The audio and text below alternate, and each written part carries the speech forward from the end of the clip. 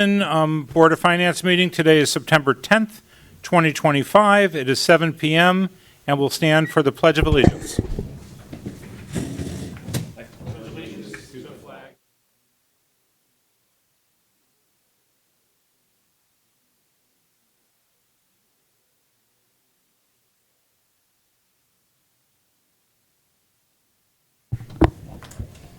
Okay. Roll call, please. Mr. Lebenik? Here. Mr. Pocock? Here. Mr. Bedoin? Here. Ms. Mazzarella? No. Mr. Stanford? Here. Chair Larry? Here. Okay. We have a quorum. Old business, the approval of the minutes of August 6th. Does somebody want to make a motion to approve those minutes? I make a motion to approve the minutes. Motion, second by Mr. Lebenik. Any changes to those minutes? I just had one comment, reading Go through ahead. the minutes, because I wasn't here, I wanted to familiarize myself with the minutes.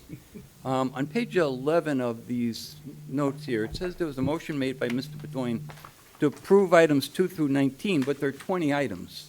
So I didn't know what happened.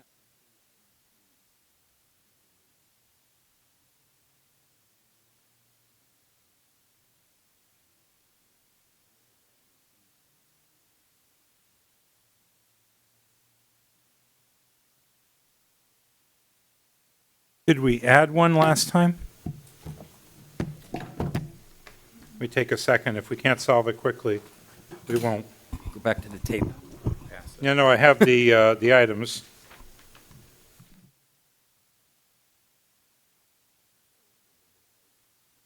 This print, Did they yeah. just the print 19 and 20? Yeah, because I made I a would note never here. say We that. did, I didn't we say did that. 1 to 20, Yeah. because it's written in my notes here. We did 1 to 20 and passed it 5-0. It's probably just they put the wrong. I make a motion, you change that. Okay, we'll amend the minutes to show that we did administrative business items 2 through 20. Bringing that up. Any other corrections to the minutes? All in favor signify by saying aye. Aye. Opposed? Abstain. And one abstain, so we have a 401 on the minutes.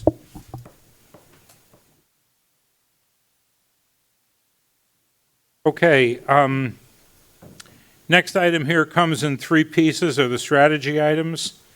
One is what's called here the wish list. We'll take them one at a time, or we'll take number 1 and 2 together. Do we have any motions on the wish list? I'd like to lay it on the table. Mr. Chairman, Yeah. I just have to familiarize myself a little more with the wish list. I apologize, I wasn't here last meeting, you had a good discussion on it. I'd like to familiarize myself a little more with it. I'd like to motion that we postpone this till our next meeting. We have a motion to table. Do we have a second? I'll second it. Motion seconded by Mr. Pocock. All in favor signify by saying aye. Aye. Aye. And that, I guess that goes with number 2 as well, the discussion and the action on it. So we'll table in a 5-0 vote. Okay, new initiatives in the the parklet. The Plantsville Parklet, $318,000. That's the lot in downtown Plantsville next to the Hop House. It's just a gravel corner of, was it Route 10 and, what do they call that, Main Street? West Main, yeah. West Main and Route 10? There's a plan being discussed here that'll be discussed about tidying that up. We did the whole Plantsville renovations and upgrades, and the whole area looks new and nice. And that little corner of land, you want to talk about that? So we had the Plantsville Safety Streetscapes project.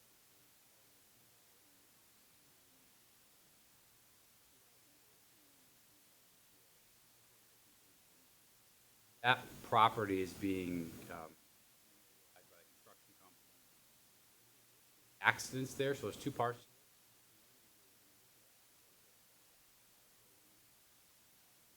Town council meeting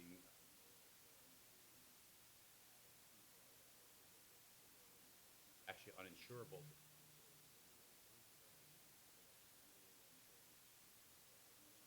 Possibly, that will write the policy because of accidents. So one part of this is putting up decorative sign at the corner.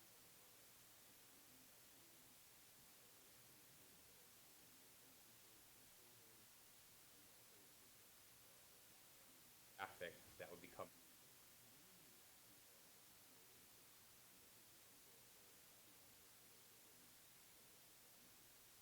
Have some good news on this.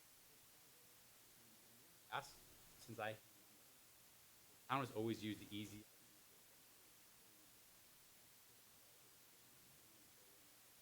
Fees for to putting down a piece of carpet to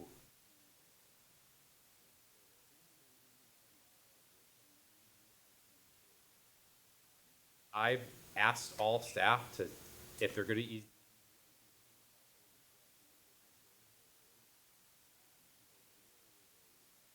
not meant for staff to go out and do.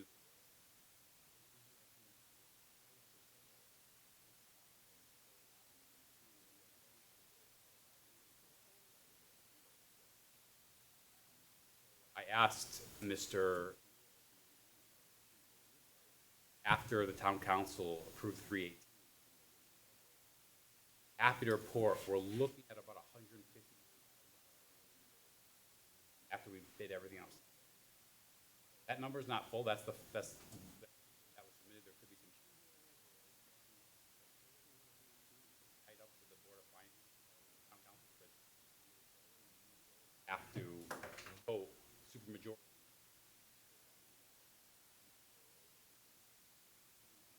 So we can bid up to 318. Correct. That's the money we're asking for an appropriation, but we don't foresee. Cut that.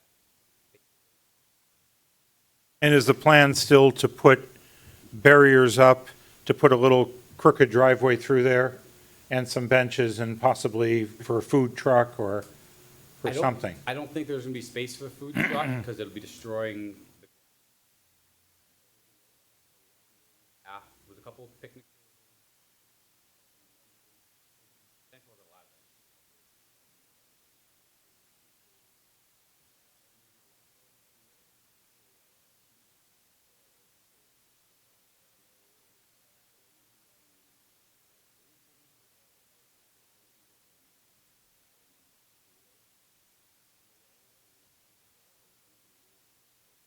Traffic in case there are people.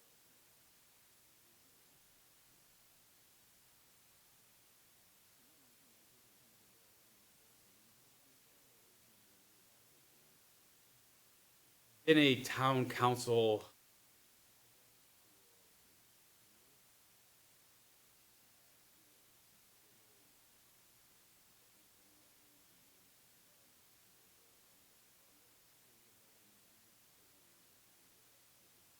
I'm sorry.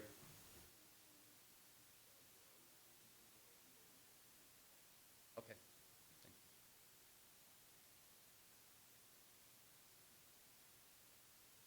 Okay. Are we taking action on that later in the agenda? Or is this our point to take action? This would be your point. What's the point? Do we have a motion yet? No. We have a motion? Motion Anyone wanna make- approve the landscape. With the money coming from excess rainy day. Yep, 318. Okay, do we have a second? I'll second it. Second for Mr. Bedoyan. Any further discussion from the board members?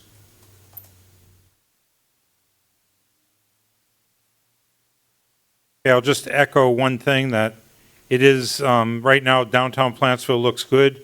That little lot does not. It's kind of sloppy, and I know we have some options, right, we could just grade it off, pave it, clean it up, but this gives people, there's a lot of restaurants there, this gives people a little place to sit down, to maybe grab something from any one of the restaurants in the area, bring something over, sit down and enjoy the corner. This keeps the people safe with the barrier wall. So there's a lot of reasons for this. I'm really happy. I didn't know about getting this cost almost cut in half which I think is a win, and therefore I'll be voting in favor of it. Okay, all those in favor, vote by voice vote, say aye. Aye. Opposed, abstain? All right, I'm going to say it carries 5-0, and let's get it done, and I think that completes our work down there. September 22nd, after your vote tonight, we'll. Is the work there complete by the contractor? Project, Yeah. No, everything else. 99% complete. That's growing between the brick.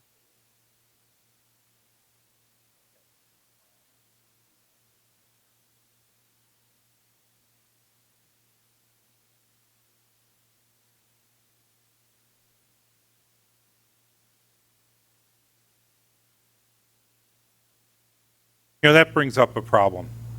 I just want to mention it, that when that work was done, those bricks were filled with regular old play sand. And somebody on the job said it was a budget issue. All of that just gives me, gets me upset and makes me want to just blurt out the true facts of what happened down there. We've got to just send a message to anybody, whether they're our contractor, whether they're our own staff, some inspector that we might have down there, to do things the right way and just stop if there's a budget issue. Just stop what you're doing.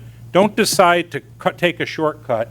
And we could always come back here. This board could say yes or no. They may say, hey, value engineer it, put play sand in there, who knows? But that project has to stop and has to come back here, because we put a fortune into that area. And to see somebody not putting the polymetric sand in, it's just bad thinking. And if they did it for budget reasons, which is what the claim was, then they should come back to the well and say, here's the story. We need a little bit of money for the proper sand. Rather than to hear there's weeds in it, they're trying to blow it out with a leaf blower and sweep it and put some other shit in there. We've got to do better than that. And I just want that message to be, from every one of us, that if there's an issue in the budget anywhere, even if it's a backroom water cooler conversation, these things happen in every department. Somebody goes off, I was on the radio a long time ago, they said, oh, the town sold the sand. Well, I'm listening to some police radio that the fire department loaned me years ago, and the highway department was on there plowing the snow and bitching about not having the right sand and versus the salt. It happens everywhere, these water cooler conversations. So please know that this board is here and that you can come before it, stop, go to the manager, come before the board and say, I'm short, I have an issue, before you do something that makes no sense to you and no sense to the overall project. So please know that we're here in a good spirit, not an angry, but come back here. We don't want to have a multi-million-dollar project, have weeds growing in it because of a very minor, something didn't get escalated properly. So thank you for listening to that, and just know that we are here, to help too. Thank you. Just couldn't hold it in. Okay, next item, the financial assessment of the town. We'll start with where we are on revenue, and now we're in the new year here, so off we go. Sure. The revenues through August were over budget, over what we expected by $41,907. The majority of the excess funds are coming from the interest income account. You mean over to the good, favorable? Yes, that's correct. Okay. Over budget is good on revenue, bad on expense. What do rates seem to be doing? I think they're holding steady. They're holding steady as of right now, yes. We just got a lot of tax payments in, so we should be. Yep, I do have coming up, Oh, that's true. I can report it now if you'd like, but our cash balances, as of the end of August, our cash balance for short term is $124,789,917. And our interest rates range from 3.86 to 4.45. Long term, we have $20,279,000, with the interest rate holding steady at 3.31.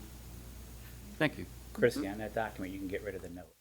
I know, I just realized that. I So wish it was true. I know, this is, we currently just merged a couple of our documents. Yeah. So Natalia is here tonight. This is her first meeting with us, but she is our new treasurer. So the old process was. Oh, it's not a big deal.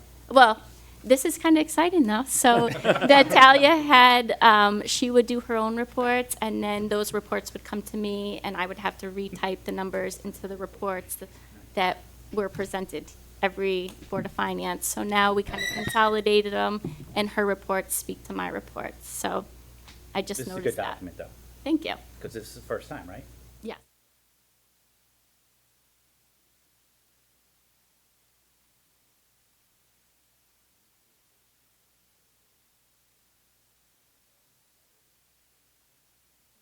Yep. So I no longer have to like take her Excel report on one screen and then take her the information that is in her report and then hand type it into my Excel document. It just everything's linked together. So there's room for less human error.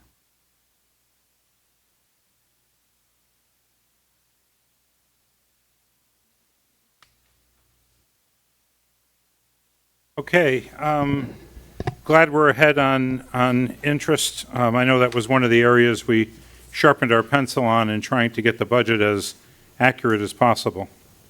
Next one, expenses. I know it's early.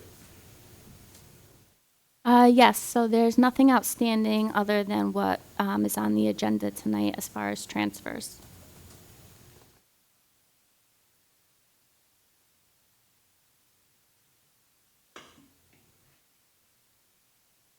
Okay, contingency line item. So approved to date by the board in transfers is $194,966. On this month's agenda, we have a total of $48,333.40. If approved, the remaining budget would be $689,701.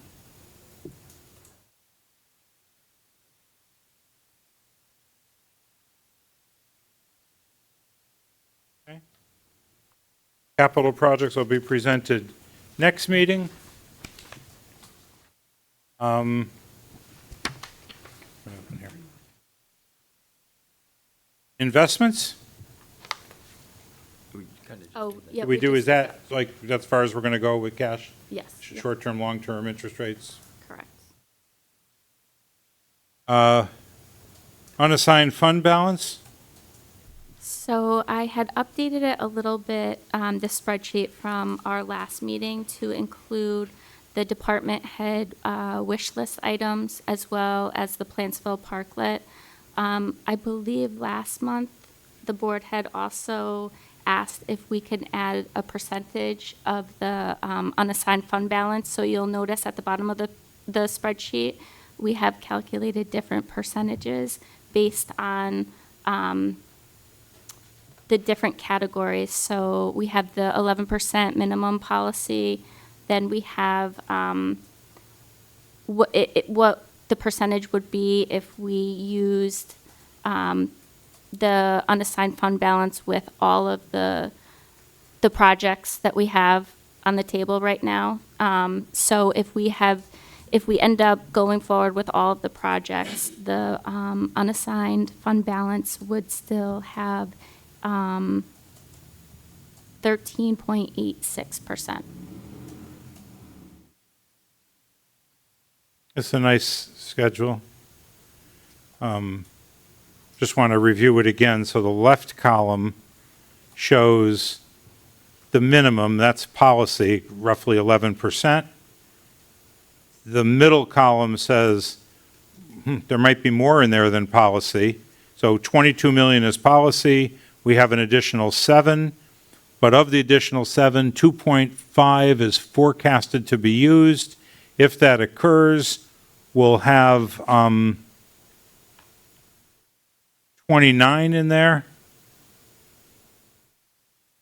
We're expecting to sell the building. We haven't sold the building yet, officially? Not yet. It's still a occurring, ongoing It's thing. under contract, yep. Okay. So we'll get money back. That'll add to this. And then we get over there, we say, okay, what's the rainy day fund with what is in it additionally, what we have earmarked to be spent, not officially approved, but what we earmarked to spend, and we're at 15.4%, what really occurred and what may occur, and it kind of tells us that, yeah, we have 29 million in there, but 5 million may get used, or did get used, because this is a point in time. So, and if we do what we say we're going to do, we'll have 13.86. I think that's, Yeah. The Well, best the 5 re- million will be the excess. Correct. If we approve the wish list and everything, that's what it is. yeah, Yes. okay. Gives us an idea, because we're always wondering how much is in there, and we never, well, we do have. The only thing we have is that peg point, that point at which the audit, where you finish the CAFR and you have the financial statement, that's the only real point we have. Then after that, the thing's a moving target again, because it's just the fund balance. It changes every day, right? Every time you book a journal. Correct. So I like this, that it has a peg point, and then it says, here's where we think we are. If we were to do the things we talked about, here's where we might be. It's a nice little forward-looking document plus an accurate document of where we are. So it's great that we have a healthy rainy day fund. We should talk too about if we want to increase the percent. We took it from 7 to 9. A few years later, we went from 9 to 11. Maybe it's time to go from 11 to 13. But that's more, I did some research on AI. You might want to look at, just do your own research and maybe recommend at some point, should we raise the minimum a percent? I read all kinds of things. Smaller towns recommend 15. I just did my own back of the envelope research, but you might want to do a little more formal and just see if there's really value in us having more. And then make sure you keep in mind Mr. Stamfort's, multi-year observation that we have reserves on top of reserves. And, they exist in the self-insurance fund, they exist in the sewer fund, even though they're different funds. They all together constitute our town reserves. So if you can get a recommendation at some point, no rush, but what should our reserves be for the size of the town we are with a $188 million budget and, the size of our operation, what percent do they expect us to keep in reserve? And I think sometimes the bigger your town, the less percent, but And that they being pretty much the bonding agencies is the main person, I think. yeah, the ones who, yeah, they're the ones who care, right? Yeah. And I know, we have, our reserves are good. And given the track record, being here a long time, we've never, as far as I know, never dipped into our real rainy day fund. Maybe years ago, I'm not sure, but we've had the rainy day fund, we have excess above that. We're prepared for a storm, a situation, a one-time opportunity. We bought the North Center building once, whatever it's called now, White Shell Municipal Center. We bought that building at the end of the lease. That was over $2 million. We bought the parking lot for $2 million. We expect to get $675 back. We were able to do that with excess reserves. We were able to fund some safety issues a year ago. So we did a lot with it, and those weren't even emergent. Those were maybe one-time opportunities that came our way. So we are in good shape. Just leave it at that, and we'll move on. Thank you for a nice report. Next. Anything else to dig into? Anyone else? Okay, subcommittee reports, and again, emphasis on financial aspects. Sewer. So, there was a small little hiccup over at, for the gunite repairs, but everything is being taken care of in the sewer fund. There'll be no effect on the general fund. How are we doing collecting those of aged receivables?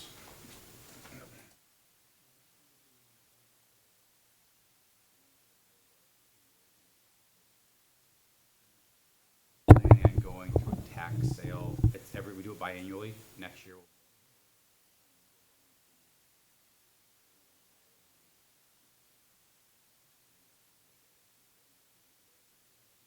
What's the number of delinquent sewer bills?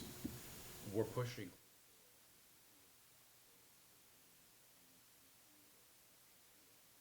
Yeah, just a rough, Yeah, it was close. and some go back over 10 years. Some go back over 20 years. Oh, And then after 15 years, the liens, okay. so we have to make sure at that 4. I hate to go to that, so let's make sure we're clear with the public and Yep. let them know. Mr. Chairman, we,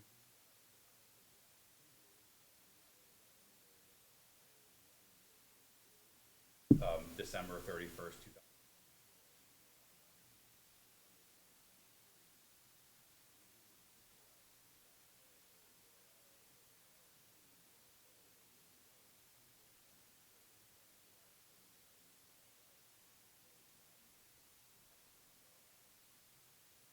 You know, we want to be respectful of the people, but 670,000 means that somebody else has to pay the bill. When somebody owes 670 and doesn't pay it, somebody else has to pay it for them. And that's the other side of the coin. So, yeah, be respectful as possible, but we need our money. Okay. Public Works. Mr. Pocock. Like, more informational than anything, the water.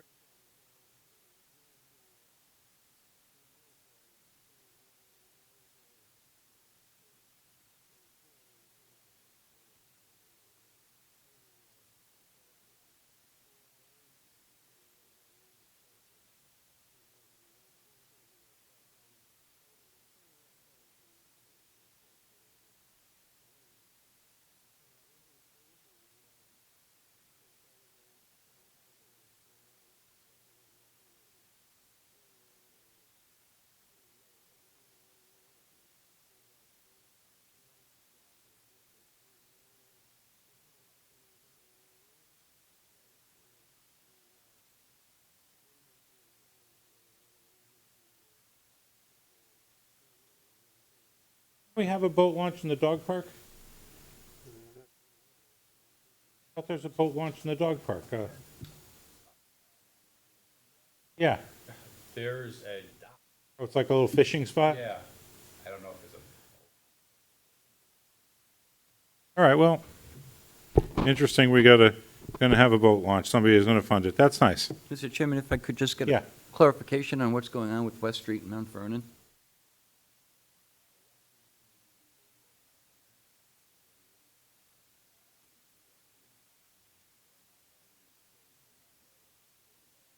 Delay with the contractor? delay was the con,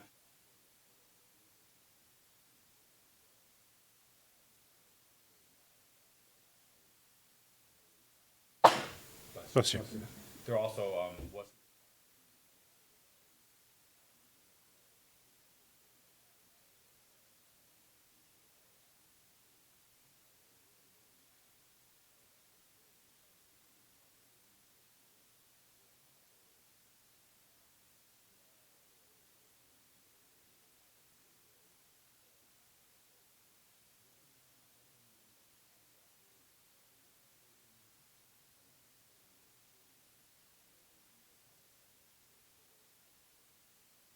Thank you.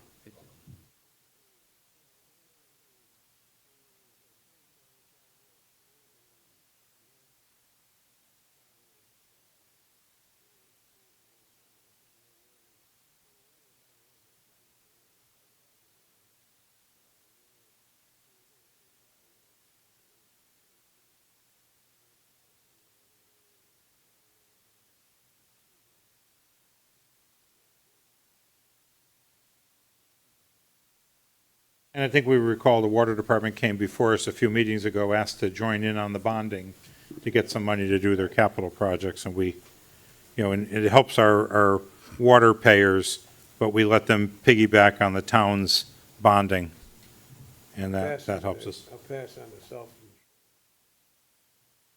Self-insurance, Mr.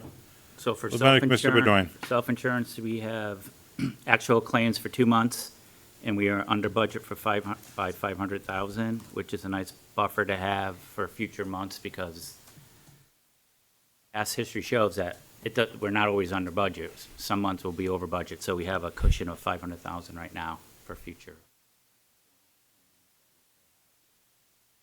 Good to know. Economic strike?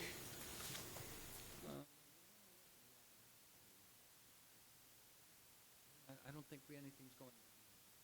That meeting more meets when there's an opportunity?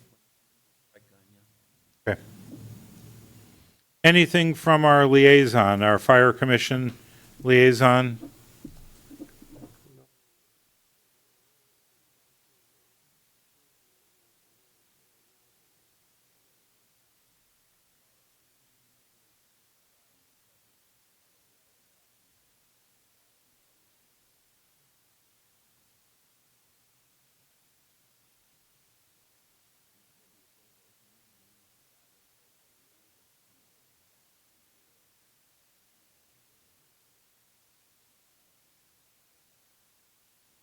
Okay.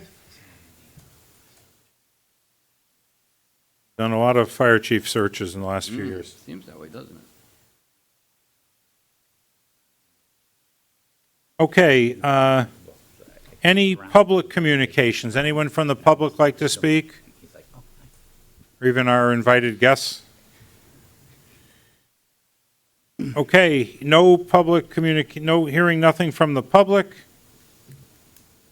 Do want to remind people that we did get some emails through the Rescue a Buck, the portal. If you go on the Town of Southington website, it's got an old name to it, but called Rescue a Buck. It's just where you can come in anonymously, or you could leave your contact information, come in there, there's a little box, and you can type a message in or paste a message in that you want to shoot out to people, and depending on what category, it'll go to different audiences.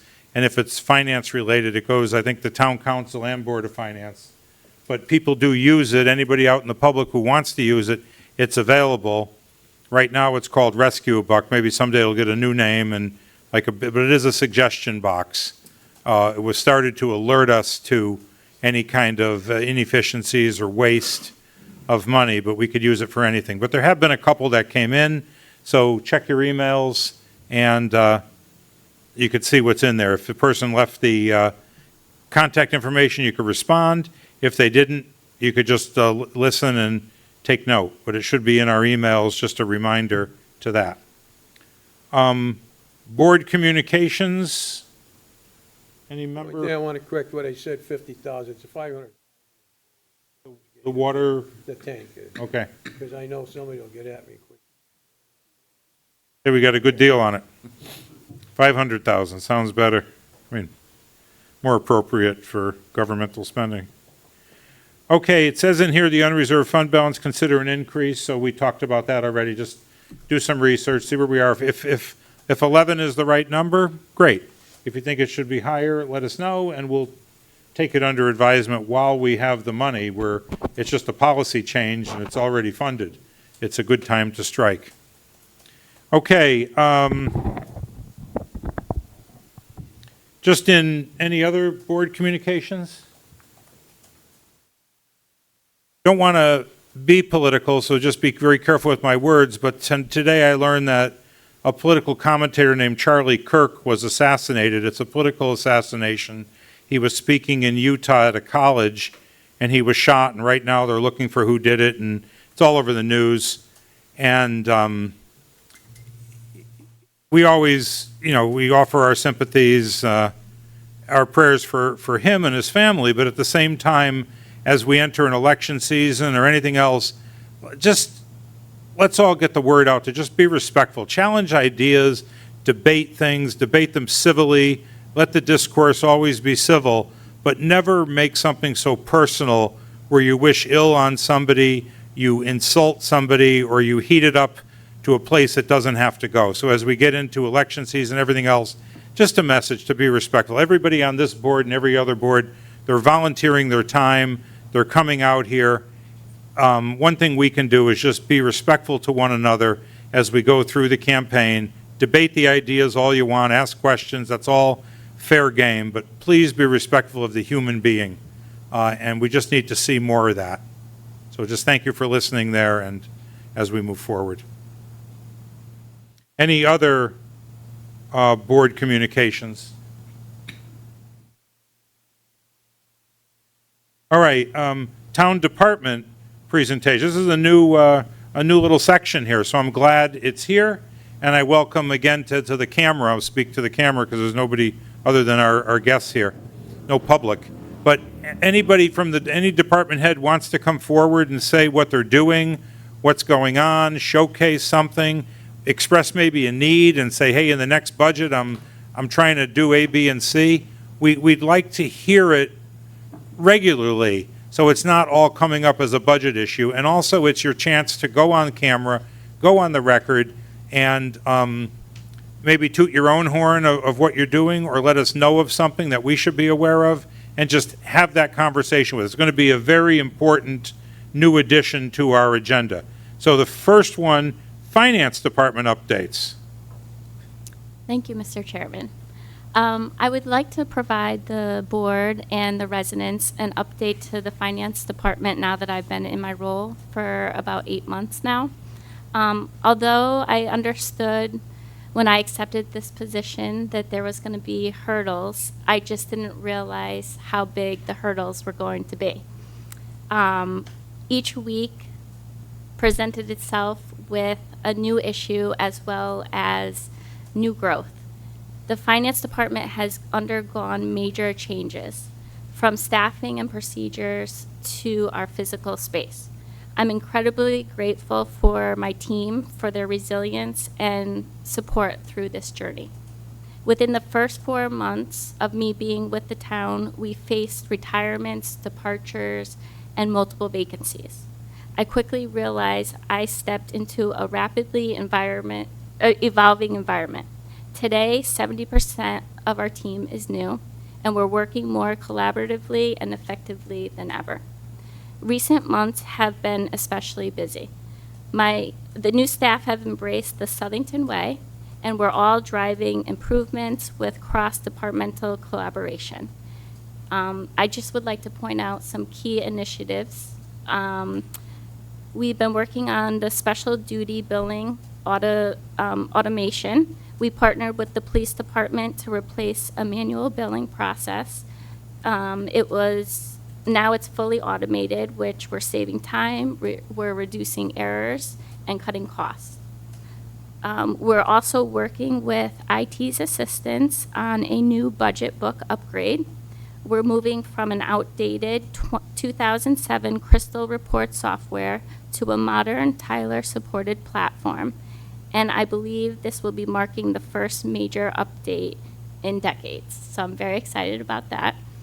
The Treasurer's Office, our new treasurer tackled a backlog of bank reconciliations from October 2024 and introduced streamlined procedures that greatly improved efficiency. For the first time in the town history, we're going to be tracking the town bonds liabilities in real time instead of with pen and paper. We will also be able to provide projections and different models and charts with the click of a button. We've also refreshed our workspace after disposing of 49 boxes of decade-old records through our records retention policy. We reclaimed space and cleaned, and we even brought in our children and spouses on the weekends to paint the office. The result is a professional, welcoming environment for staff and residents alike. I would like to thank the board and Alex for all of your continued support.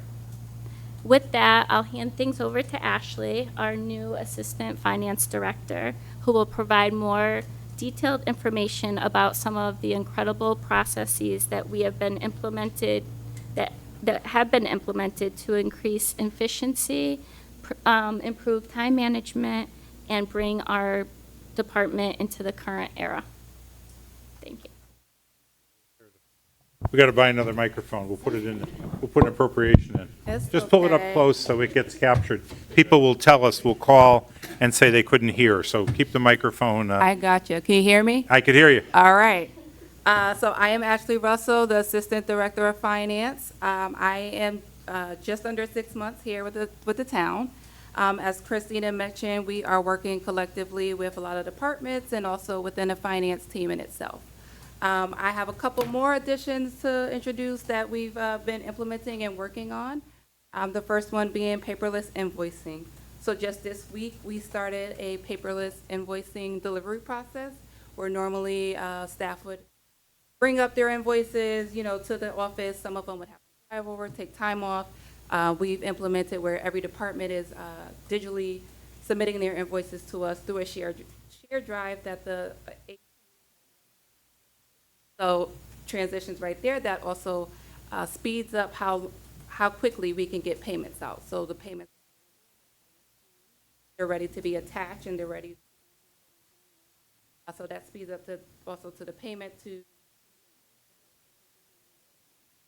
Another project that we're working on is integrated payables. So we are working with our bank to have them start producing checks for us. And the high-level goal is to get some of our vendors on ACH. We are having some vendors reach out to us, ask us, could we pay through ACH? We're not set up that way, but working with the bank, we will be able to do so. That also will be a huge cost saving for us. Average, we are producing about 1,000 checks a month. Through some analysis, we came up with the check itself, with the process, and with the stamp, we're paying. The ACH process, we'll be paying 25 cents per payment. We still will have the option, if anyone doesn't want to get on ACH, we're not penalizing anybody, they can still get checks, but doing checks through the bank will also save us because they're doing the whole package. So instead of the $3 average per check, we're looking at $1 plus postage. We're also working on getting individual credit cards for the department heads who are using, now we just have 2 credit cards. Alex under the town department and 1 for police. We're working to get each department head, again, who has heavy usage, to be able to have their own. The way that the system is going to work, if everybody has their own department, when the statement comes in, it's. That's on town credit, in the Yes. name of the town. Yes. So we don't have to worry about. Charge with this, we do a pretty good process of keeping track, but this way we'll know for sure who's.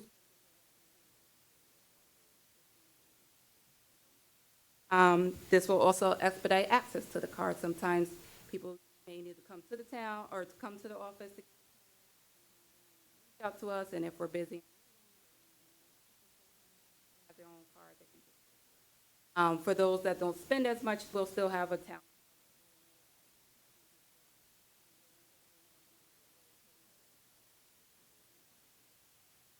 Lastly,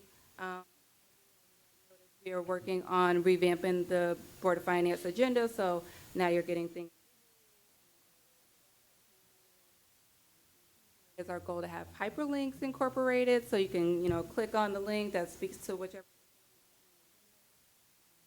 Just some of the things that. And since we're talking about finance updates, just, Natalia, you want to introduce yourself? Yes. Yeah, okay. I'm Natalia Lestage. I've started. Pull the microphone up for My name is Natalia Lestage. I started about the same time as Ashley, like I think the day after or so. I come from the state with the background in internal audit and in banking. I've spent about 8 years in banking and about 7 years in the internal town as well. So I live 4 minutes. It's been a pleasure working with everyone in the department and exciting to come to work to see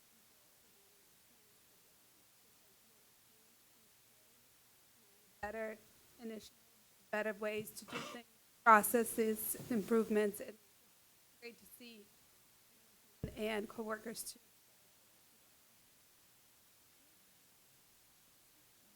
Great Thank report, thank you. Yeah. Oh, it's nice to hear, and thank you, and it's nice to hear it in stereo, so it's not just a manager coming up saying all these things and people behind say, what the heck are they? It's nice to hear it a little bit in I don't know what goes beyond stereo in triple, but it's good. And I also think I just want to send the message out that when you make change, it's tricky. Everybody likes change until it's to their current state. Then they have second thoughts. And when you make an omelet, you crack a few eggs. you hope that the omelet is going to taste good and be efficient and effective, and the process excellence foursquare, accuracy, timeliness, customer satisfaction, and cost all come into play. But when you do make an omelet, you will crack a few eggs, and I know at times that's difficult. You change something, you change payroll, you're bound to make a mistake, you're bound to crack an egg, and somebody's going to point that out to you and dangle it over your head, and don't ever let it discourage you from making the change, and just know going in. If you know going in that you're going to make the omelet and you are going to crack a few eggs, plan for the best, but if you know that's going to happen, don't let that get in the way of making change. Because look at all the good stuff you said, and pretty soon you're going to start to feel the effect of that. Things are going to be smoother and more efficient, and the day's going to go by with less hurdles in it. And the means the end will justify the means. And I think it's great to hear these things. I'm really glad I put this thing on, or we all put this thing on the agenda, to have the departments get up and speak. So thank you for being here. Thank you for sharing the good work you're doing. The office looks great. When you walk in there, it's total difference. Even that big room, whatever you call it, you go in there now and you don't walk past file cabinets and everybody's junk. It looks really nice. And good begets good. And I'm sure that other people will see this and say, I want to do the same thing. And it'll just be a snowball effect of good, promulgating more good. And so thank you all for being here, for working here, for getting the job done. Next, IT.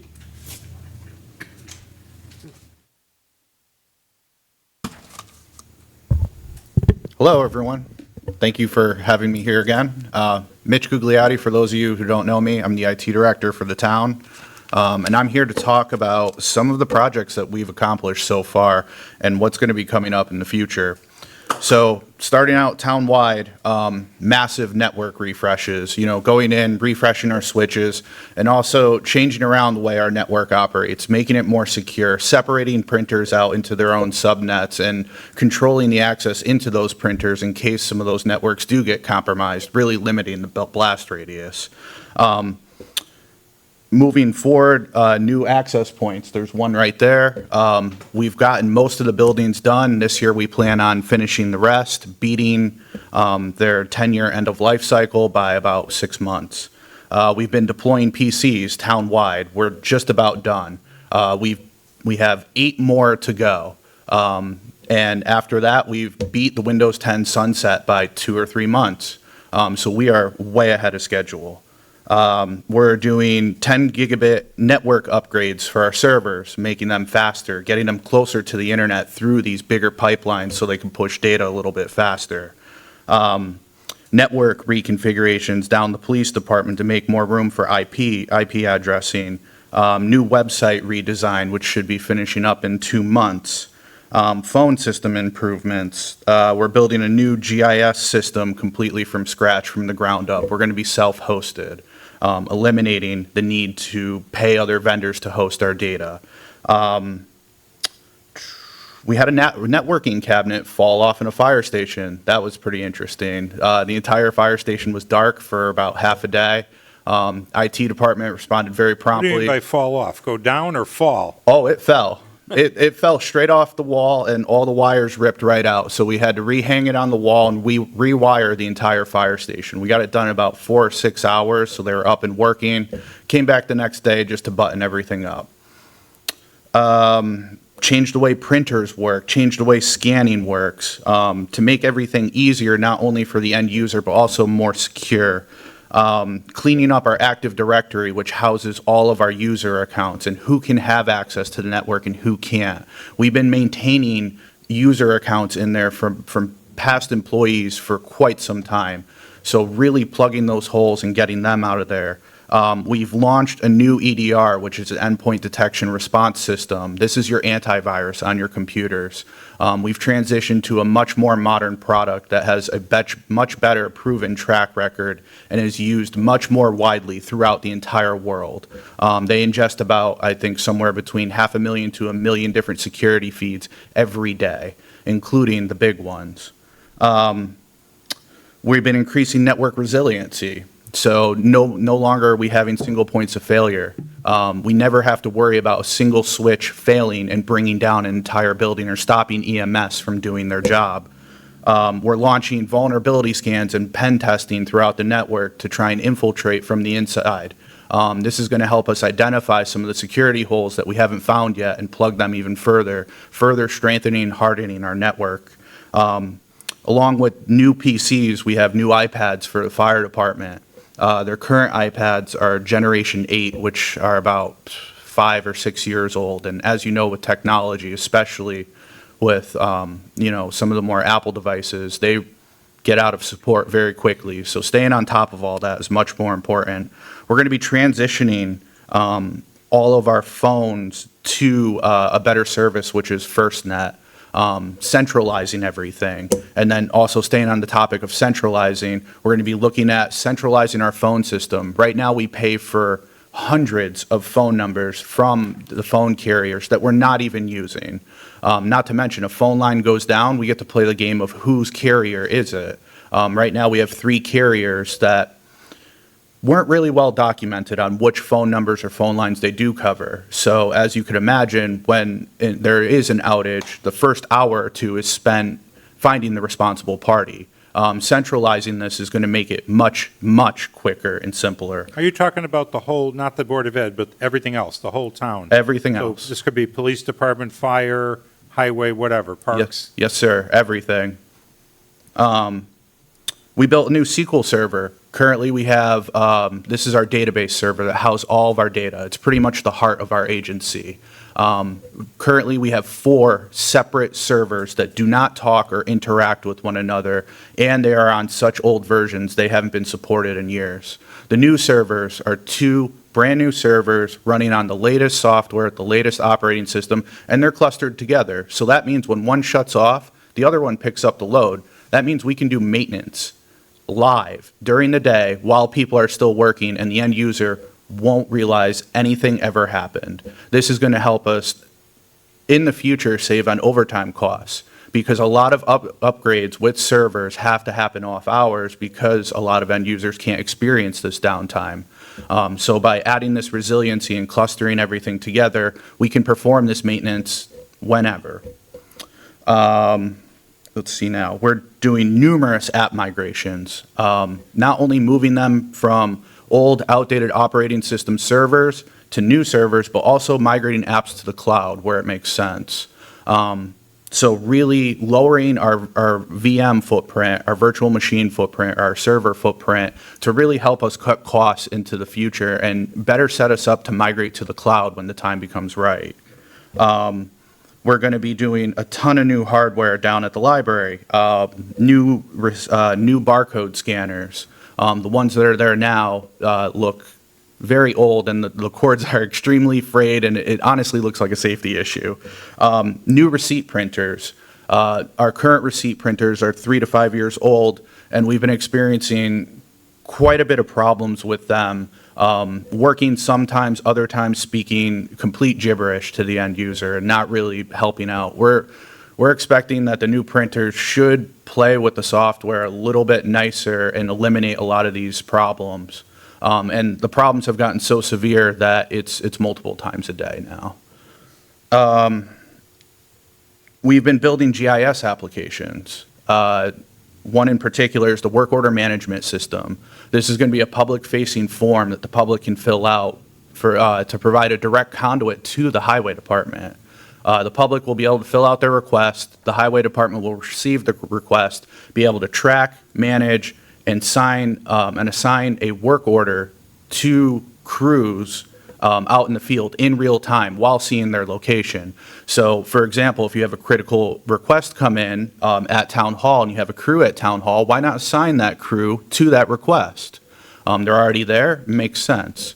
So being able to really just not only track these requests better, but extract the most efficiency out of them when assigning them and maintaining them, and also boosting the transparency of these requests, if they even got done, when they got done, and who finished them. We have laptops in our trucks? Not yet. So that's one thing we're working on. That's another thing is the whole device policy townwide is interesting. And I've been seeing that people have multiple devices. So they have a laptop, they have a cell phone, they have a tablet. They all do the same thing. Why should we be paying for service for the tablet and the phone when we could just turn on the hotspot for a few dollars more a month and give them a laptop to walk around with? Now they can go out and do their inspections, come back to the office, fill out all their work, all on the same machine. No longer do they have to print out a piece of paper, bring it out into the office, do handwritten notes, and then translate that into the digital world. Let's see, what else do we have going on? We're rebuilding servers. Our operating systems range from Windows Server 2008 all the way up to Server 22. We're moving all the way up to Server 25. That's the newest one out, and that's where we should be. All these other ones have not been around for quite some time and are honestly a security risk. We've implemented PDQ Deploy, which is an RMM software, which is going to allow us to install software on users' machines without actually having to physically touch it. So now we could perform updates to software and operating systems at night when no one else is around, keeping our network more secure, safe, everything up to date without impacting the user's general day. We're working on disaster recovery plans. It's going very slow since we are still doing a lot of the construction, but we have started to look at disaster recovery and start actually writing a full, real DR plan. We're looking at the cloud, not only for servers, but also for collaboration. One place that we're exploring on going is Google Workspace instead of O365. I think that Google has a lot to offer, and the prices compared to their competitors is a lot more attractable, especially when they start throwing in a lot of things with it. One in particular is AI. As you're all aware, AI is the new thing. Get us more efficient, get us to where we need to be. So we've been exploring not only Google Workspace, but AI in Google Workspace, how it's going to play, how it's going to fit in here. And we've started to develop some of the AI policies that we could deploy to the organization to keep the end user safe. Calendar House and Municipal Center, we're going to be doing a camera replacement project. The reason for that is that the current cameras are Hikvision. Hikvision is a Chinese state-owned company that has been banned from governmental use since about 2021, I believe. So getting these cameras not only replaced to a more comparable product that's safer to use, but also integrating with the rest of our system. So now all of our cameras, all of our doors, everything is one single system managed together, which makes support and changes that much easier. And then the fiber project. This week we posted a bid to start running fiber to every single town building. Along with fiber, we will be getting 2 separate geographically diverse internet connections. This means that when one goes down, the other one can backfeed the entire network, boosting our resiliency and never really severing us off from the outside world. Along with the fiber and the geographically diverse internet connections, we're exploring virtual private LAN. So what this means is that we're able to connect the buildings together utilizing Frontier's fiber network that they own, maintain, and we just utilize it. So it's like our own as if we ran the wires ourselves and we're the only ones using it, but Frontier handles all the maintenance, the monitoring, and the repairs when stuff does break. Backup, we've been continually backing up. I've been going through and validating and exploring our current backup solution and making sure that it's safe and secure and that our backups are reinstitutable. There are some hiccups there that I won't get into now, but just know that the issues are being addressed and we're taking care of it in future releases. The main thing is that our servers are old. The other technology is not. And a lot of newer stuff doesn't talk to older stuff anymore. So as we kind of go through a lot of these migrations and get onto the newer stuff, every time we check a box, that's something else we can move out of this category into the safe, secure, backed up, done. We're happy with it. That's all I have to say. Thank you. That's a lot. But you're never done. No, sir. 4 months will be 2026, and you got to go start all over again. Yeah, that we could work on the next thing. We're just turning up the heat. But you're moving, obviously, we're way behind in some of the stuff, and you're getting us caught up, and that's fantastic. Thank you. Security is very important, and thank you for looking at the security issue. Thank you. Thank you, man. Thank you. Mitch, I do have a question. When you say, one of the favorite movies I watched, Charlie Wilson's War, where they were, in the movie, they were trying to figure out what to do in Afghanistan, and they asked the guy who was the expert on Afghanistan. He said, "Who does this?" He goes, "Oh, me and a couple other guys." There's only like 2 people on the Afghan desk at that time. When you say we, who are the we's? Is it you? Are there outsourced companies? So a lot of it is internal. We do reach out to vendors. We do have a few vendors. We have an MSP, which is a managed services provider. They stand by and they help us with a lot of the things that we either fall short on or we need a second set of hands with. But mainly, all this work that I've been describing has been my department, just me, Joseph, and Brandon. We did have an intern for the summer who was a huge help. And which leads me to another thing we're doing. We're running training sessions all month, twice a week for the entire month of September. And this is a basic computer class refresher. And the reason why we're doing that is because we're building a training program. Next month is going to be more Google Workspace stuff. So we're going to be focusing on Gmail and Google Classroom.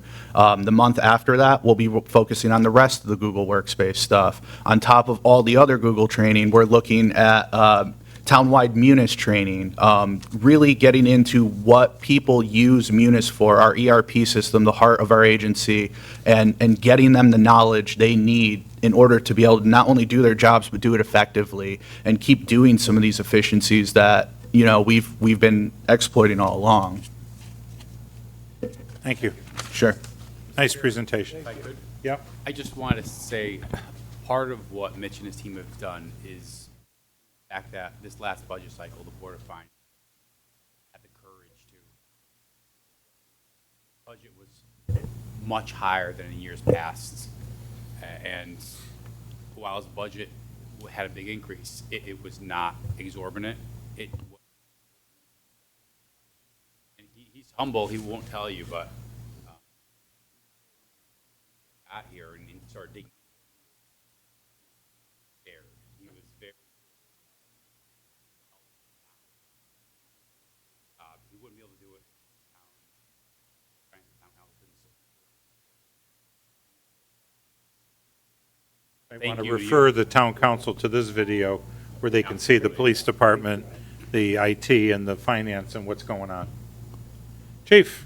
Okay, I'd like to begin by saying I don't have a clue what Mitch was just talking about. 90% of what he said went right over my head, way beyond me. Is he in the police department too, a lot, working? Mitch, we have an IT person. We also have officers that have extreme skills in IT, so he comes when he's needed, works with us. That's one of the things I want to talk about. Okay. It's a collaboration within the department. Let me start by saying I've worked for this town for 42 years. I've been the chief for 23 years. During that time, I've worked with 4 town managers, 4 different finance directors, 5 fire chiefs, 6 superintendents, numerous department heads, numerous boards, commissions, and councils. And I still love my job. There was a period while I was chief where I wouldn't even go into the finance department because it was very hostile. I'll say it. It was hostile, and I wouldn't go in there. Now, I'll go in there any day. It's a pleasure to work with these new employees in the finance department, and I think Alex has fostered a totally different type of teamwork within the town. That this is the type of leadership I like.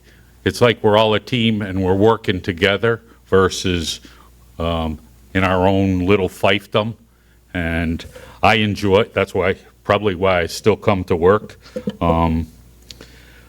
Alex isn't afraid to hold us accountable, but he does it professionally, and he gives us direction, and bottom line, it's a great town to work for. I think if I ever left, you'd have at least 25 chiefs that have talked to me about, hey, when are you going to leave? Because everyone wants to be a part of Southington. We're a great town. The proof is in the pudding, and we got by far the best police department in the state, and the town's right behind us. The last thing I want to talk about is I've heard that when I was hired, I was one of the youngest chiefs in the state. In this town, people were waiting for me to fail. Now I'm the senior chief in the state of Connecticut. All those people that were waiting for me to fail are probably still waiting. So young kids like this, and don't take into account that a person is young. I see my department's very young, and these people are smart. So just give them a chance to prove themselves, and we got a great town. That's really all I came prepared to talk about, unless you want to ask me any questions or talk about my wish list or. Nah, That's the reason you're here. we got that. I don't blame you. Just know 'em. Waited a month, I thought you, Just an overall, how are we? I made the motion last meeting, remember? I got Well, yelled at. we'll get to that. Don't worry. We'll gotta just work through it. How are we as a town on, what is it, still protect and serve? How well are our people protected overall? How's our crime? What's going on in town? We're a like, busy overall? town. We're not a little town, but we're very community service oriented. And the most important part, I believe, is who we're hiring. We are hiring some of the most qualified individuals. Like I said, even though they're young, they're really good cops. We get a mixture between certified officers that we've hired from other towns and new officers we send through the academy. So when I walk out the door, everyone else isn't retiring at the same time. So I'm trying to keep a good blend of young and old. I think we got a great department, but we're a busy town. We're not Little Southington. I grew up in Little Southington. 42 years ago when I first came here, Southington was a small, little, quiet town. Not anymore. We're busy, but we got, Mr. P over here too, right? who's that? My adopted son. You two guys work together. But, so overall, the community should know that we're safe, we got solid patrols on the road. I mean, We do the best we can with what we have. Could we always use more? Sure. That's why I put out a wish that's list. why you got a wish list. And that's why we look for certified, so we don't have to wait, because every year it seems like they add more time to the police academy. Are all our positions filled now? We're at 73? What's We're the at story? 73 where they're not all filled. And then you always have to take into account someone's out on workers' comp, someone's out on FMLA, but Yeah. or there's leave time you have to Are there take any, into like, consideration. vacancies for a new police officer, or we? Yes, a new Okay. new Like a- officer, no. so everybody- We have- Right now, we have 2 vacancies Okay. that we held interviews for new officers that would go to the academy. Waterbury's having an academy class in November, but that would get them on the road by a year. Yeah. We always look for certified officers, so if we were at full staffing and we found a top-notch certified, I'd be sitting in Alex's office and he's allowed us, in the past, okay, you can hire one extra, but then when someone leaves, don't replace them. So he's very, Yeah, to keep the continuity. We've always supported that too, with Yep. Mark and prior, just to keep that continuity. Or if you say there's a class starting in Waterbury in November, you don't have the opening until later, we've always tried to front load it, even with fire has asked too. And it's been the same way. and that's why everyone wants to come to Yeah, Southington. we don't want to hold you up a year. The most recent test, I was talking to one chief, he had 8 people come in for taking the test that applied. We had 54. And that's online, right? Yep, somebody it's a- chooses, I want Southington or I You want take the Waterbury. test, or- yep, and you apply to the towns you want to go to, so. Other departments are starting to do things that we continuously watch. There's towns that are coming up with incentive programs and bonuses. I thought you said boats. No. I thought you almost Well, said boats. some have boats, but like bonuses and educational incentives and things like that, I've always been opposed to them because you give it to the new guy coming off the street who comes in as a certified officer, the guy's who's his FTO, field training officer, and been on a year, doesn't get the same benefit. It creates havoc within the department, so. How does it work when somebody's a certified officer? Do you ever get, let's say, a sergeant from another department comes in and wants to work here? One started Monday. A sergeant? Yep, from And did- another, and how did they another start? Did they department. start They as a were on sergeant for. here? Nope, they started as a patrolman, but they wanted to come to Southington. This particular individual was driving over an hour. She moved, the person moved to Southington a year ago and was commuting an hour each way to the town where she worked.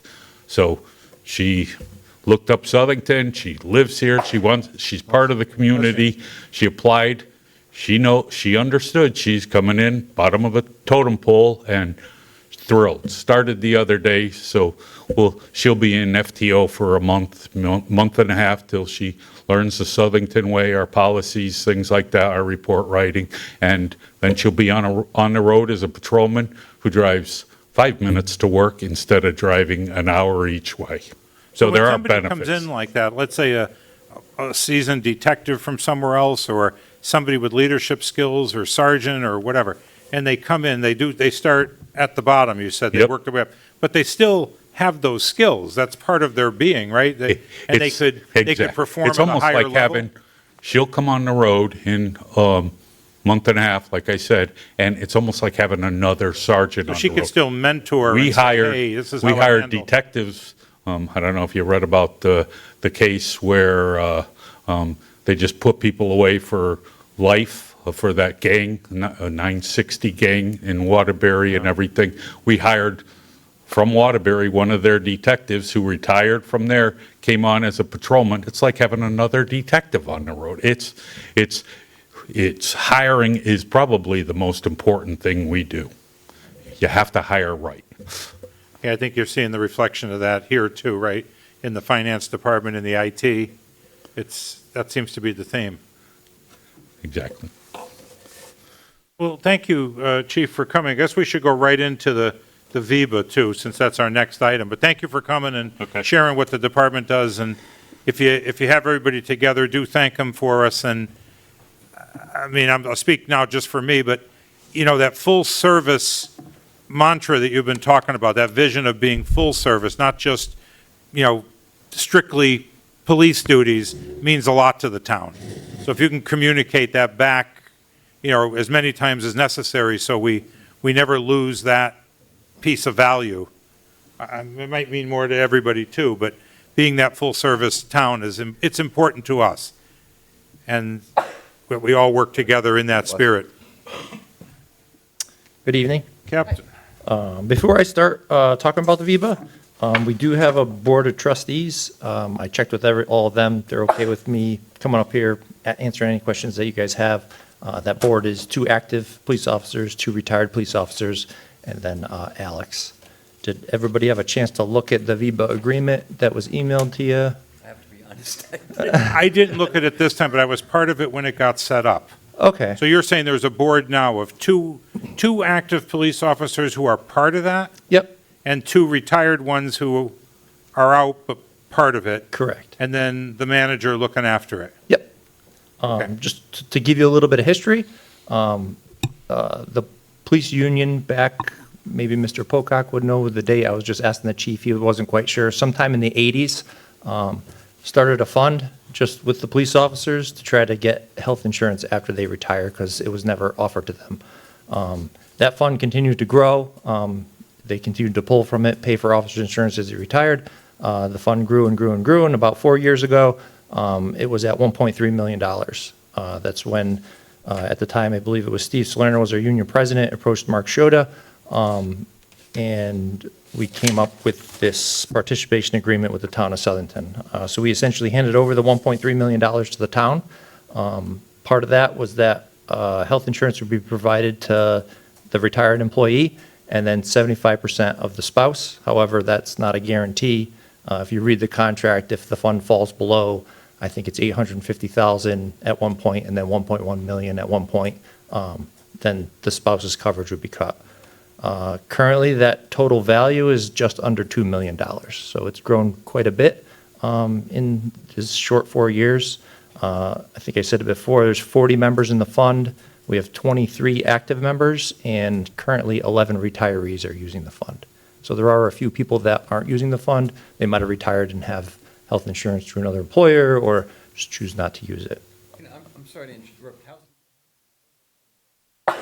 Are you contributing to it? Yep, so that's, I'm just getting to that right now.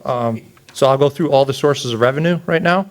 There's an $8 surcharge on all private duty road work. So that would just be like Eversource Gas, Eversource Electric, not town road work. $8 per hour. So last fiscal year, that brought in $140,000 to the fund. In 2041, so when this was first set up, there were tons and tons of actuarial studies that were done. The fund is closed. No new officers could get into the fund. That's the only way that it could ever be feasible with $1.3 million to forecast what we're going to be taking in. So in 2041, the actuarial studies saw that we wouldn't need that surcharge anymore. So that surcharge money, whatever it is in that year, will go to the town's general fund and continue thereafter to the town's general fund. There's active employee contributions. So every active employee pays per paycheck a certain amount. Last fiscal year, that was $59,800. So once the retiree retires, we do have a supernumerary program where they work road work. There is a $10 an hour fee that they pay out of their paychecks for every hour they work on road jobs. Last year, that was about between $15,000 and $20,000. And then there's a $160,000 per year contribution on part of the town. Part of the agreement was that, or the thinking behind it, the town contributes the $160,000 per year, and they don't have to hire police officers on certain streets. So in that attachment, you'll see the big, I think it was 25 pages long. Every time a police officer works a town road job on that street, there's a MERS contribution. It's not just the officer's hourly wage. So that the actuarial study showed maybe it was a savings to the town. I'm not quite sure how the 160 came up. I do know that when, maybe you could speak to this too as well, Mark Schoda was big on not having a burden to the taxpayer. He'd like to see like the surcharge be coming to the general fund eventually. I believe at the end of the actual aerial study, there were several millions of dollars that would just go to the town when it was all said and done. We do make a substantial amount of money with cruiser fees. So it's $50 an hour now on road jobs. I believe that brought in about $650,000 last year. Obviously, the $160,000, it's up to you wherever that comes from. I think the intention was to make it basically, this is going to be road jobs and health insurance. That was the idea behind it. Yeah, I think that's accurate, and just so everyone knows, when the town of Southington does a road job, I believe it's the water company too, when they do a road job, they typically have to pay for the police services for that job. This exempted a bunch of roads, and in return, the town could either flag them themselves, not flag them, maybe they weren't dangerous roads, and in return, there would be a savings from the town, the left pocket not paying the right pocket, the highway department not having to pay the police department. From there would be the savings, and from those savings would be the town's obligation to fund this plan. And I think on the other side, it funds health insurance until such time as the officer is on Medicare? Yes. Age 65? Yep, correct. And spouse? Yes. 75% of spouse, as long as the fund stays, I think next year Yep. it moves to 1.1 million. Yeah. And then the last source of revenue is the interest on the invested $2 million. It is invested. I'll go back to Chrissy. She's done an awesome job. Who has it? She has the money? Yeah, and we're actively looking for different companies that charge less fees, make more money. she's just been really great keeping everybody informed, the entire board of trustees informed. That's all I have. So this year, just like some round numbers, $379,000 about went into the fund, $276,000 went out of the fund for the cost of health insurance, so we were in excess of $103,000. That's just money in, that's not interest. So are we where we need to be actuarially? Are we underfunded, properly funded? I believe if you look at the original actuarial study, there was far more people on it. We've had divorces, we've had early retirees. Part of the contract is you have to work 25 years with the Southern Police Department. So I think we're, membership-wise, every member that leaves and doesn't collect insurance, you look a lot better on an actuarial study.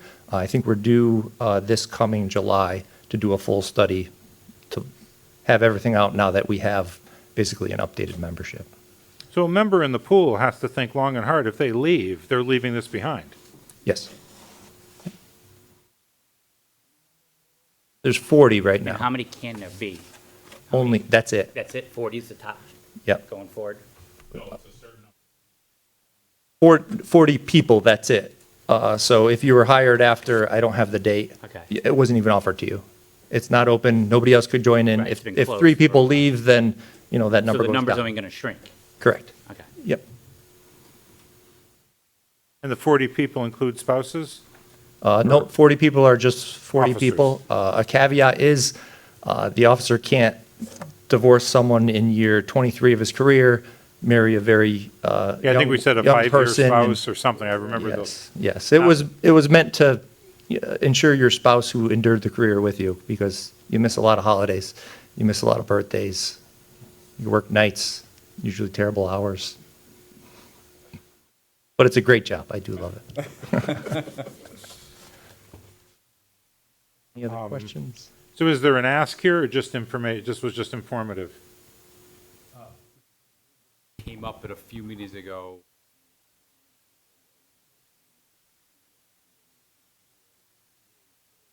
Update in, what was the genesis of that? So when we transferred that 160, that was not in our budget. We had to take it out of contingency. Why would we not budget that? We knew it was. We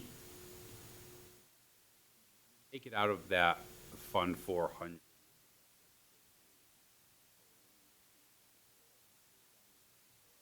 From the special duty fund? So the taxpayers really didn't fund the one.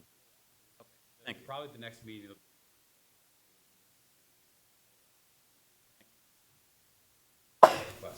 Thank you. Okay. Thank you. Thank you for everything you being do. with us. Yeah.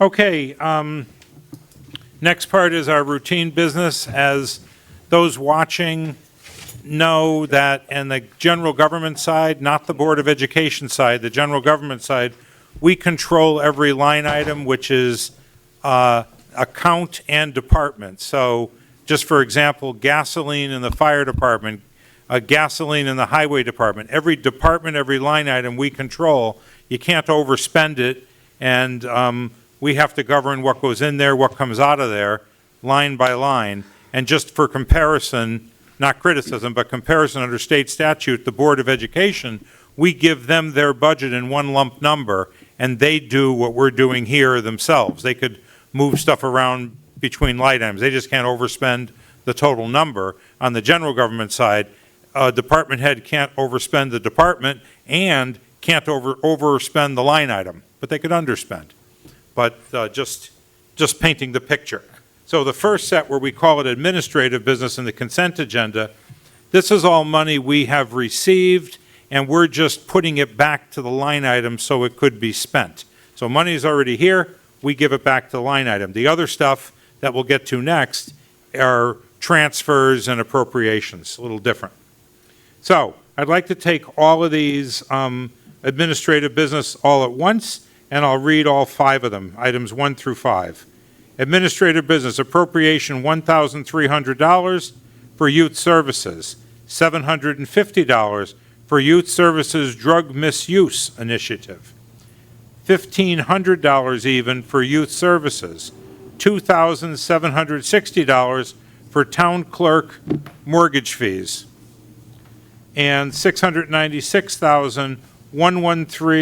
$696,113.02 for the Highway Department for town aid to roads.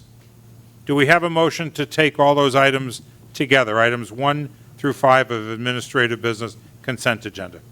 I'll make a motion. Second. Motion by Mr. Bedoin, second by Mr. Stanforth. Any discussion? If I could, Mr. Chair? Yes, sir? That last one, the 696, 113. Haven't received the money for it yet.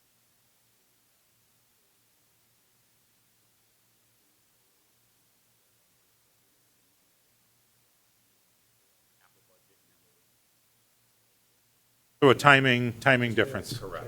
Well, with the state, are you guaranteed to get your money?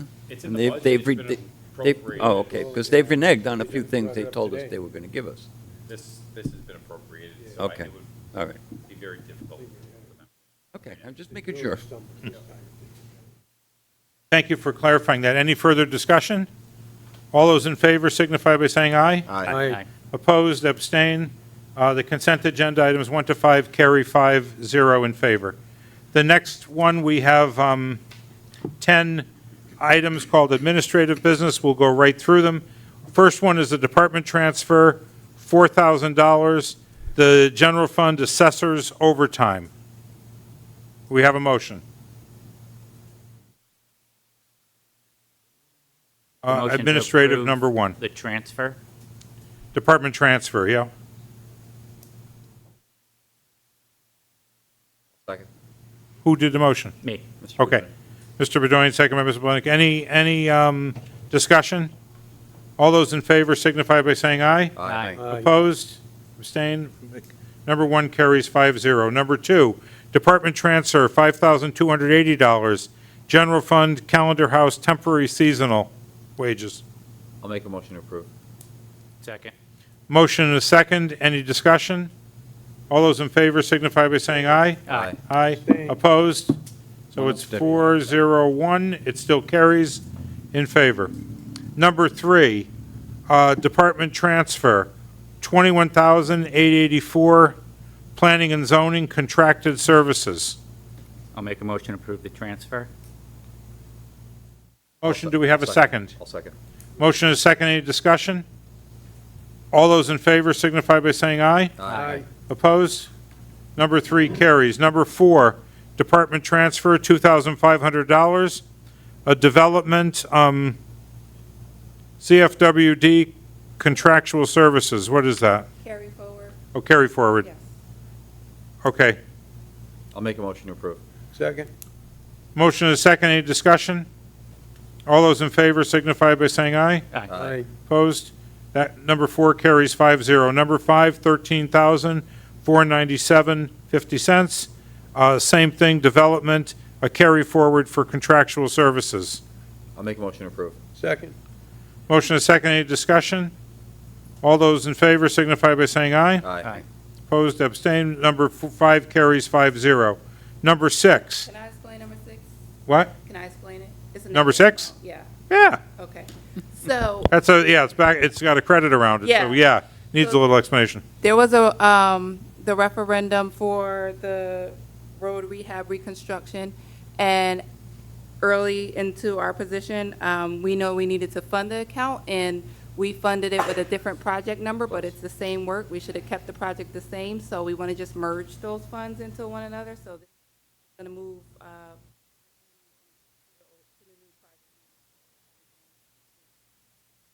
Is that why it shows as a credit? yes. Because you're not asking for money, you're asking to move it. We're going to move it over, yeah.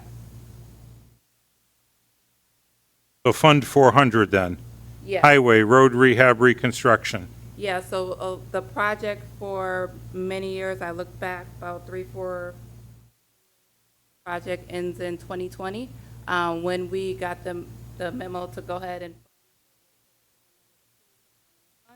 we said, oh, we should match the year to when the referendum is, and really, we shouldn't have.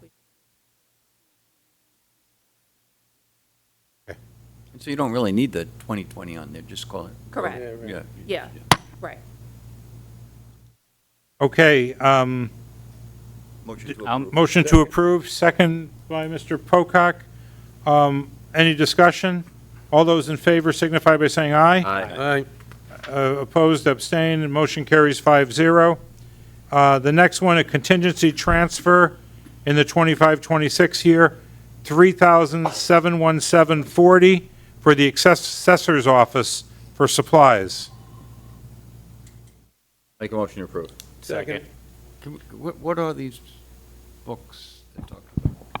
So, Mr. Stanford, these are printing, we're supposed to print our grand list in paper per state regulations. The town has neglected to do so.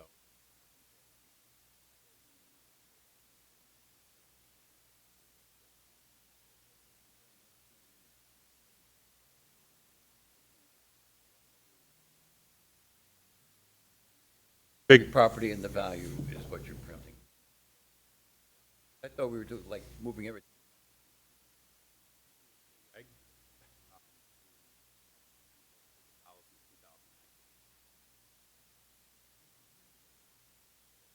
Have it somewhere. No, we've never. Have a digital, but we need to. I asked. No, but the assessor would like to stay in compliance with.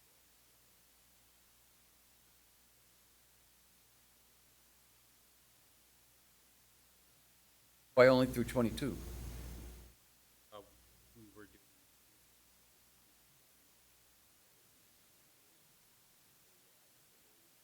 doing. Didn't do in years past.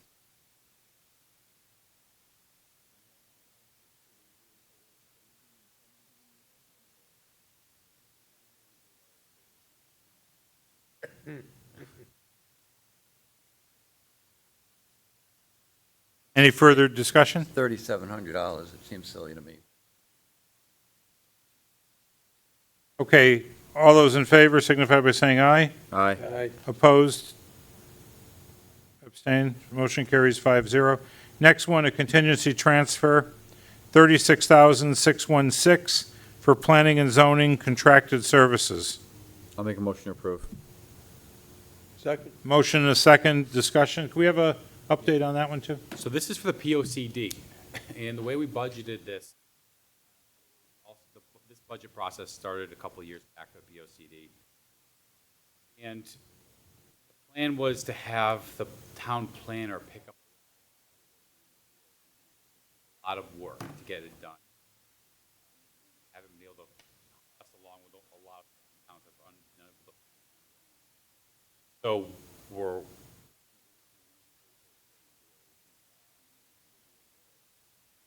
SLR, this part, funded in the budget, the first part, actual budget. The second part of that, we broke it up.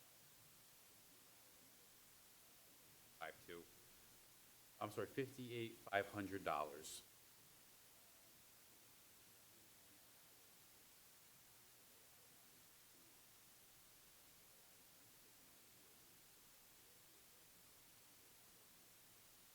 Bless you. Question. A lot of this money is coming from wages, because we have a plan.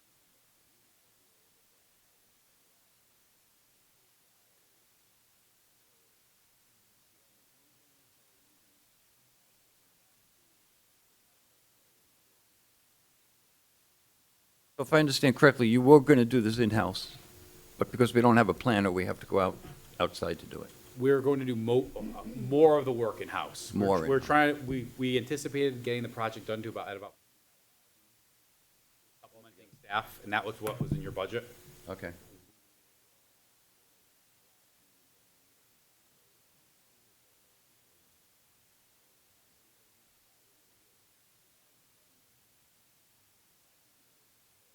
It has to get done.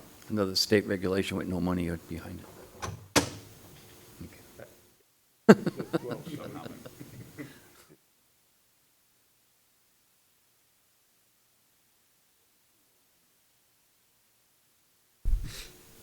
And it's not a bad little exercise to go through.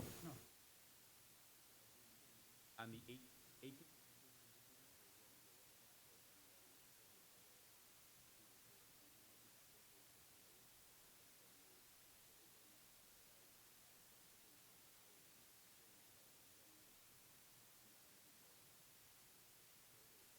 you'll see.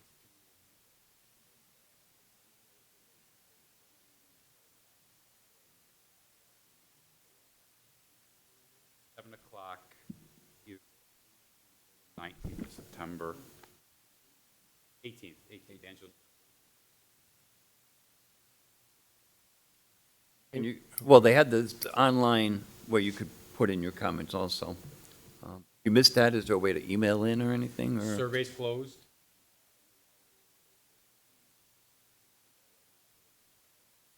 .org.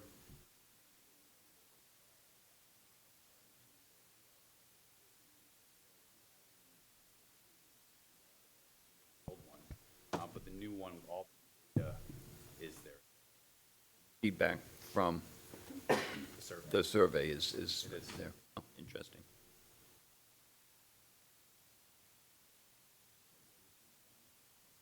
Okay. Any further discussion? All those in favor signify by saying aye. Aye. Opposed, abstain? Carries 5-0, number 8.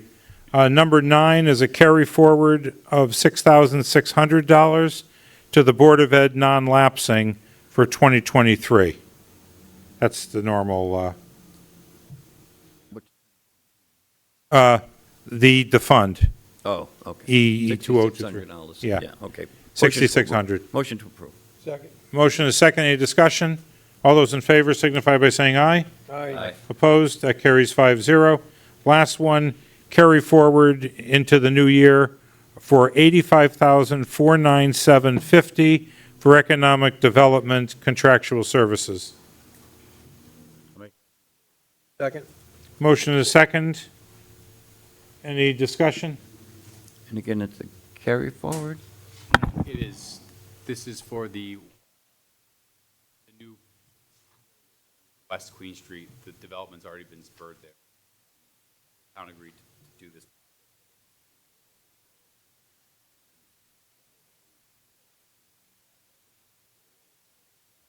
I think that was recommended by the strike committee. That was one of their issues. Rooting for. Motion to, do we do the motion? or- Yeah, we'll do the motion. Motion to, all in favor? Aye. Aye. Opposed? Okay, we're good. We seek our favorite motion. It is 8:37. Motion to adjourn. Second. Second, all in favor? Aye. 8:37 PM, we're adjourned. Thank you, everybody. Mitch, you made it through a whole meeting. We'll give you a